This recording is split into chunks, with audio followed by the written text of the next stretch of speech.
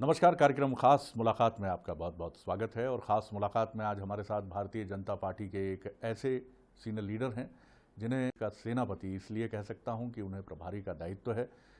दक्षिण भारत से वो आते हैं। करीमनगर डिस्ट्रिक्ट जो है उससे उनका ताल्लुक़ है। पढ़ाई लिखाई उनकी उस्मानिया विश्वविद्यालय से हुई, हैदराबाद से। एक बहुत ही ऐसे आक्रामक और अखिल भारतीय विद्यार्थी परिषद से संबद्धता रखने वाले वो राजनेता हैं जो अपनी शैली की वजह से हमेशा चर्चा में रहे और इसीलिए बीजेपी संघ से उनका जुड़ाव रहा। प्रचारक के दायित्व के साथ वो संगठन में भेजे गए और आप समझ सकते हैं कि नक्सलियों के हमले का भी वो शिकार हुए और गोली लगी उनको।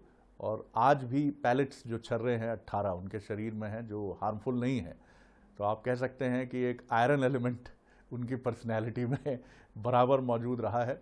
उनकी संगठन की कुशलता को देखकर उनको राजस्थान में भेजा गया जहां युवाओं के बीच में उन्होंने ज़बरदस्त काम किया। और स्वर्गीय भैरव सिंह शेखावत जी बीजेपी के जो बहुत ही आइकॉन लीडर रहे हैं उन्होंने उनको बहुत अप्रिशिएट किया। और जब चरमपंथी जो एक्सट्रीमिस्ट हैं कश्मीर में वो अपने पूरे उग्रता पर थे तब 91 में वो कश्मीर गए और वहाँ भी बिल्कुल अडिग रहते हुए उन्होंने जो काम किया उसकी बीजेपी में हमेशा से चर्चा रही। मुलाकात करिए बीजेपी के वरिष्ठ नेता मध्य प्रदेश के प्रभारी पी मुरलीधर राव जी से। सर बहुत स्वागत करता हूँ। नमस्कार जी। किस तरह सर आप देखते हैं, आपने दर्शन की भी पढ़ाई की है, फिलॉसफी की भी, और अब ये राजनीति और दर्शन मैं कई जगह देखता हूँ दोनों एक दूसरे के सप्लीमेंट करते हैं एक दूसरे को। मध्य प्रदेश का महासमर आपके सामने है, बहुत इंपॉर्टेंट दायित्व के साथ आप खड़े हैं। किस तरह से देख रहे हैं यहाँ भारतीय जनता पार्टी की स्थिति को?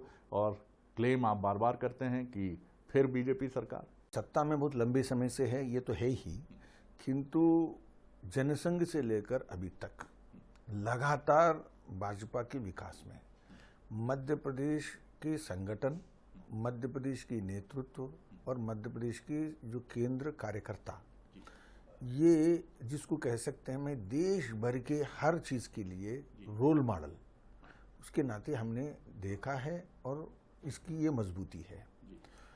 और ऐसे में चाहे वो पहले हो चाहे सरकार में रहते हुए इतने लंबे समय में एक प्रकार से चुनौती को हमेशा स्वीकार किया और हम अग्रिम पंक्ति पर, जिसको कहते हैं सफलता की मोड़ पर, हमेशा हम आगे बढ़े हैं। इसलिए आज भी जो चुनाव है इसमें मैं ये नहीं कहूँगा कि चुनौतियाँ बिल्कुल नहीं हैं, चुनौतियाँ हैं। चुनौती क्या है कि भाजपा के लिए लंबे समय तक सत्ता में रहते हुए लोगों की आकांक्षाओं को हमेशा कि उसको संतुष्ट करने वाला अगर कोई पार्टी है वो भाजपा है। और विशेषकर जो नए पीढ़ी के लोग आते हैं और उनको मालूम नहीं है कि पहले भाजपा कैसे थी और मालूम नहीं है कि पहले भाजपा सरकार में आने से पहले कांग्रेस की सरकार कैसे रही है, और जिसको अभाव की जो प्रदेश में जो अभाव की जो स्थितियां रही हर दृष्टि से, उसकी जो इतिहास के पन्नों में कभी पढ़ा होगा लेकिन अभी अनुभव नहीं है। ऐसे चुनौतियों के बीच में फिर भाजपा को जिताना ये चुनौतीपूर्ण है होते हुए भी, जिसको हम कह सकते हैं कि आज जितनी मजबूतियां भाजपा के पास है, जितने अच्छे अनुकूल परिस्थितियां भाजपा के पास है, भाजपा के कार्यकर्ता के पास, भाजपा के नेतृत्व के पास और भाजपा के तंत्र के पास, वो और किसी के पास नहीं है। इसलिए बिल्कुल संपूर्ण, मैं तो कहूँगा कि आज तक की इतिहास का जो रिकॉर्ड है मध्य प्रदेश में, उस रिकॉर्ड को हम ब्रेक करेंगे। मध्य प्रदेश में आपके पास शिवराज जी एक ऐसे लीडर हैं जो हमेशा से गेम चेंजर माने जाते हैं। बात भले ही ये भी की जाए कि कई लोग ये भी मानते हैं कि मुख्यमंत्री के तौर पर उनका कार्यकाल काफ़ी फैला हुआ है, लेकिन फिर भी आज भी ऐसा मीडिया के ऑब्जर्वर्स मानते हैं कि उनका कोई मैच नहीं है। तो आप क्या मानते हैं कि उत्तर प्रदेश की तरह जिस तरह से योगी और मोदी जी, डबल इंजन का नारा एक बहुत कारगर नारा रहा, मध्य प्रदेश में भी शिवराज जी और मोदी जी का जिस तरह से नारा चल रहा है डबल इंजन का, ये उतना ही कारगर होगा जितना यूपी में रहा? मोदी जी और यहाँ शिवराज जी डबल इंजन सरकार जब हम कहते हैं तो बिल्कुल मैं कहता हूं कि बिल्कुल व्यवहार में धरती पर डबल इंजन सरकार है, और ये दोनों मिलकर के रथ की पहिया बनकर जो भाजपा के रथ को चलाएंगे, मैं तो पूरा विश्वास के साथ कह सकता हूं, क्योंकि जो मैट्रिक्स जिसको आप कहेंगे मध्य प्रदेश की जो जनता की जो सम्मिश्रण है, उसमें फिट बैठते हैं शिवराज जी कि जो लोगों के लिए जो अपेक्षाएं हैं, जो आकांक्षाएं हैं और जो भिन्नता है। आप देखिए कितनी विविधता है ये मध्य प्रदेश में, कि आप ट्राइबल भी बहुत है और शेड्यूल्ड कास्ट की भी जिसको आप कहेंगे कि एक प्रभाव है, और ओबीसी अलग अलग बुंदेलखंड है और बघेलखंड है, इस प्रकार की जो आपका गोंडवाना है, इस प्रकार की जो विंध्य है, ये सब विविधताओं को देखते हुए ये सब में संपूर्ण भाजपा के जो टोली है, क्योंकि हमारा जो फिलॉसफी है ये कलेक्टिव है, टोली है, और इसमें से ऑर्गेनिक होकर उभरा हुआ व्यक्ति शिवराज जी है। तो उनको मालूम है कि जनता के साथ डायलॉग कैसे करना है, और उनको ये भी मालूम है कि संगठन में कैसे रहना है, और उनको ये भी मालूम है कि हमारे साथियों के साथ कैसे आगे बढ़ना है। तो ये बिल्कुल ये एक ऑर्गेनिक जिसको कहते हैं कि ऊपर आया उपजा हुआ व्यक्ति है। हमारा पूरा विश्वास है कि उनके अनुभव और उनकी जो गरीब कल्याण की विषय में उनकी जो पहल करने की क्षमता और विशेषकर महिलाओं के साथ संवाद करने की उनकी जो फुर्तीला व्यवहार, बिल्कुल ये भाजपा को फिर से ग्रैंड मेजॉरिटी के साथ जिताने में काम आने वाली है। जब वीडी शर्मा जी को प्रदेश अध्यक्ष की कमान मिली तो आपकी पार्टी के एक सीनियर लीडर ने कहा कि हमने चौथी पीढ़ी को ये कमान दी है और यही भारतीय जनता पार्टी है कि वो युवा नेतृत्व को किस तरह से आगे लाती है। किस तरह से आप देखते हैं इन युवा प्रदेश अध्यक्ष को? भाई जीवंत लोकतंत्र की अगर कोई नमूना है वो तो भारत है। करोड़ों मीडिया के कैमरास सक्रिय हैं आज, और ऐसे में अलग अलग नजरियों से देखना और परोसना ये काम करते हैं। हम चाहते हैं, ऐसा भी नहीं, हम नहीं चाहे तो भी इसको झेलना ही है। यानी we have to face this thing and we have to adjust ourselves. हमें इसके साथ अपने आप को करना और जनता के साथ हम इसको देखते हुए चीजों को, इसको बाधा या रोड़ा समझेंगे तो फिर हम सफल नहीं हो पाएंगे। We have to live and we have to pass through. Very important thing. अब आता है विष्णुदत्त जी। मैं आपको बताऊं कि मैं प्रभारी के नाते आया हूं, गजब पूरे देश में पार्टी के संगठन प्रभारी के नाते जब मैं आया, मैं संगठन के पृष्ठभूमि से आया जी, और जो जो हमने सोचा, जो मैंने सोचा और जो चर्चा की, तो मैंने क्या कि भाई उससे डबल निकले। वाह। और आज देखेंगे जैसे हमारे पास पार्टी में संगठन तो हमारा पुराना है, किंतु बूथ लेवल पर संगठन और कार्यकर्ता को खड़ा करना, आप कल्पना कर सकते हैं 98% बूथ लेवल पर आदर्श संगठन की स्थिति, बूथ को खड़ा करना, यानी बूथ लेवल पर 20 लोगों की समिति जी, तो और वो जीवंत और मैं कहता हूं कांग्रेस के पास आप उनकी डिस्ट्रिक्ट समिति करके बुलाओ, 50% फर्जी नहीं है तो मैं शर्त लगा दूंगा, क्योंकि संगठन उनका मुख्य धारा और संगठन उनकी ताकत ही नहीं है, उनका अलग ताकत है। मैं ये नहीं कह रहा हूं कि मैं निंदा कर रहा हूं, उसकी अपना ताकत अलग है।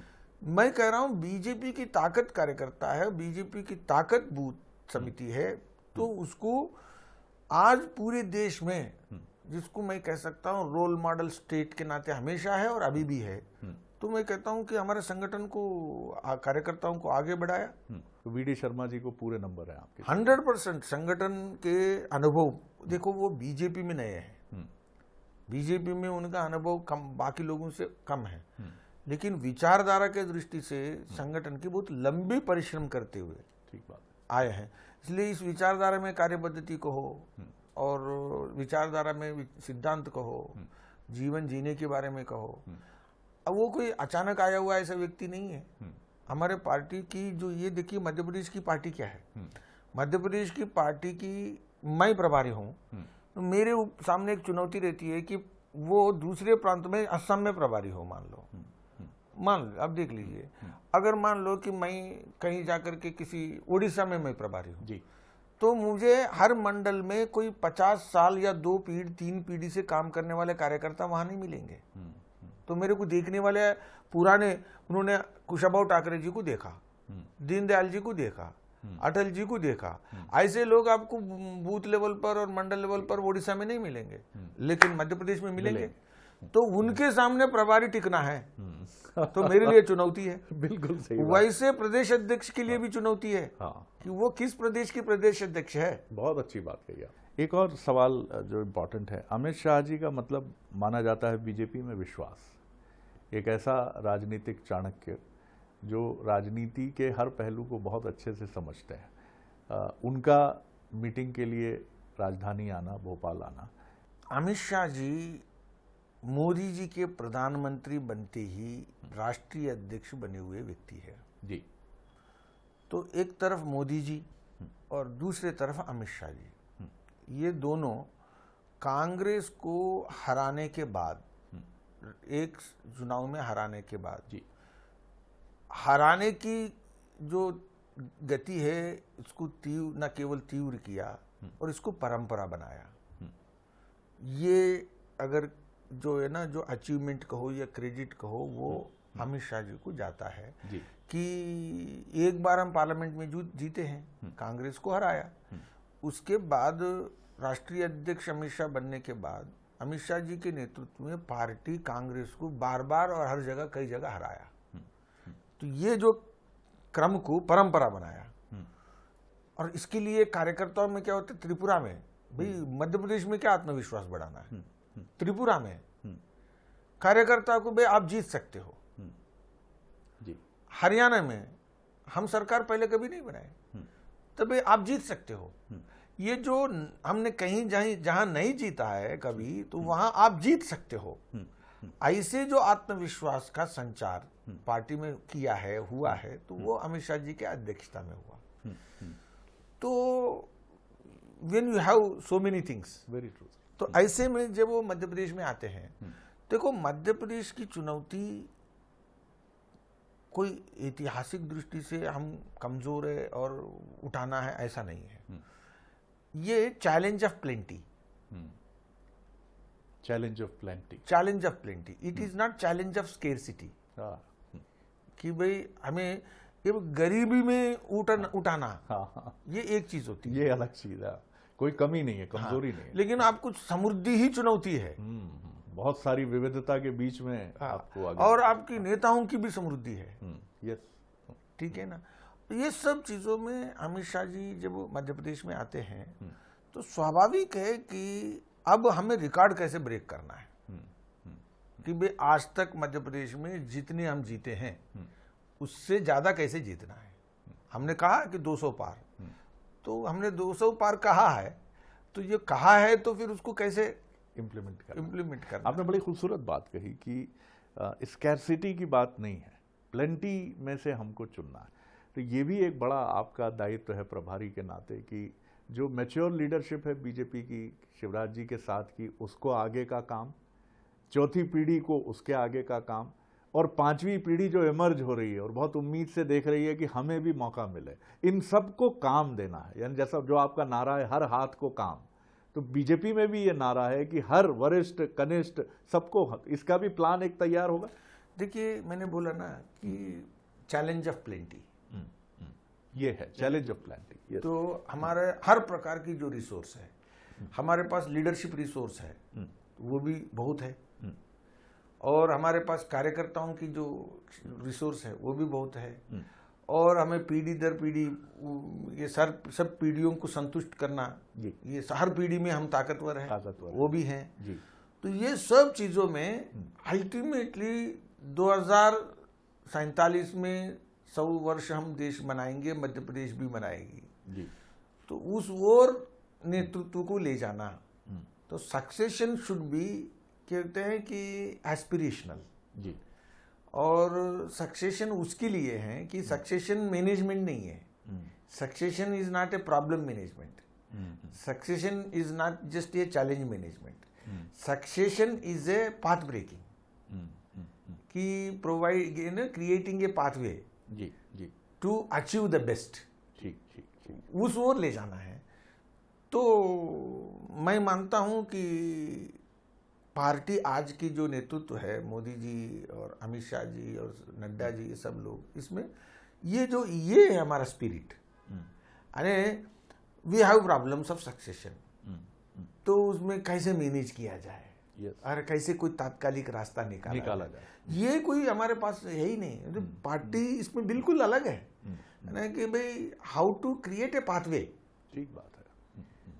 जो कैसे रास्ता क्योंकि तैयार करना। एक आम आदमी जो गांव में बैठा हुआ है, जो झोपड़ी में बैठा हुआ है, जो पहाड़ी पर या जो उसमें बैठा है, उसको लगना चाहिए कि ये पार्टी उनके भविष्य को संवारने के लिए है। ये भी क्रिटिक्स मानते हैं और ऑब्जर्वर्स भी मानते हैं कि बीजेपी के पास शिवराज जी, योगी जी जैसे लीडर सब बहुत कम हो रहे हैं, और यही वजह है कि आपकी निगाह कभी शिंदे जी पर जाती है, शिवसेना पर जाती है, कभी आपकी अजीत पवार पर निगाह जाती है। तो क्या ये माना जाए कि बीजेपी उन जगहों पर जहां उसके पास लीडर्स नहीं है, वो लीडर्स बाहर से रीजनल पार्टीज की तरफ देख रही है, और 2024 में जो नया एनडीए हमें दिखेगा वो रीजनल पार्टीज की इसी टूट फूट से निकलकर सामने आने वाला एनडीए होगा? आपने दर्शन की बात कही जी। दर्शन की बात करना और जीवन में व्यवहारिक धरातल पर राजनीति को करना, उसमें आपको दर्शन को धरती पर उतारना है। तो ये व्यवहारिक काम होता है, वो सैद्धांतिक काम है। आप कल्पना करो कि जिन प्रदेशों में हमारे पार्टी वर्षों से राजनीतिक दृष्टि से लड़ाई नहीं लड़ी, और जब लड़ाई नहीं लड़ी तो उन प्रदेशों में हमारा नेतृत्व स्वाभाविक है, कार्यकर्ता और संगठन नेतृत्व कमजोर रहेगा। जैसे हम अकाली दल के साथ पंजाब में वर्षों गठबंधन में रहे, तो ऐसे में कई ऐसे क्षेत्र हैं जहां पार्टी की नेतृत्व हमेशा कमजोर है। अब वो स्थितियों में हम बदलाव अब ला रहे हैं। तो जब ला रहे होते हैं तो कुछ पार्टियों में से आए हुए लोगों के साथ उसको व्यवस्थात्मक रणनीति करते हैं। अब बताओ कि गुजरात में कौन सा हमने गठबंधन नहीं किया था? जनता दल वालों के साथ, पुराने कांग्रेसी लोगों के साथ हमने कहाँ नहीं किया, लेकिन पार्टी मजबूत करने के लिए किया। इतिहास क्या बताता है? और आपको कर्नाटक में हमने क्या किया था? तो हर प्रदेश के विकास के क्रम में हम केवल शुष्क बातें नहीं की, खोरी बातें नहीं की, व्यवहारिक चुनौतियों को हमने बिल्कुल संभालने के लिए, नियंत्रण करने के लिए उसमें व्यवहारिक समाधान निकाले हैं।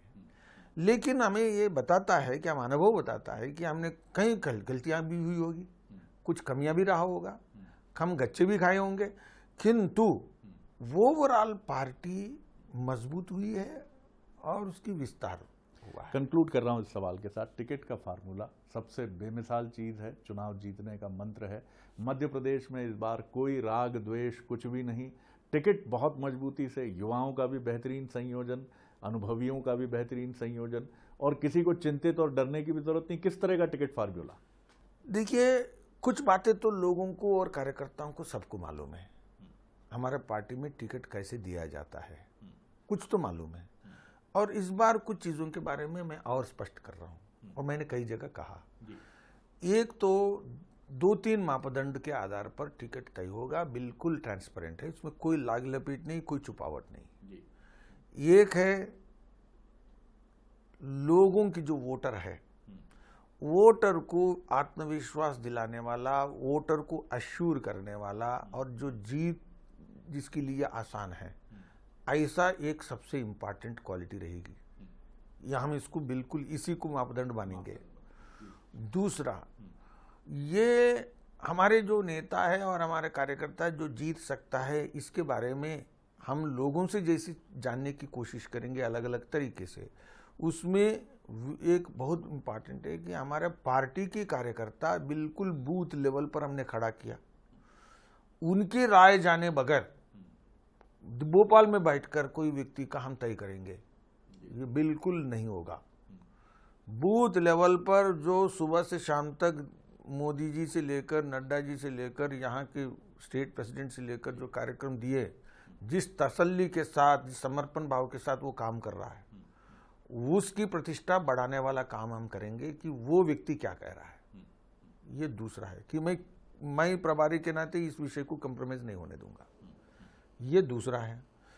और तीसरा है कि व्यक्ति की, एक जनप्रतिनिधि के नाते, ये दो के रहते हुए उनका व्यक्तिगत, जिसको कहेंगे निष्ठा, समर्पण और समाज सेवा के प्रति कैसा है, कोविड में क्या किया उन्होंने, क्योंकि कोविड तो एक जबरदस्त चुनौती थी, तो उसमें उसने क्या किया, ऐसी सब चीज़ों को देखते हुए बिल्कुल कलेक्टिवली, बिल्कुल पारदर्शिता के साथ चर्चा करते हुए निर्णय करेंगे।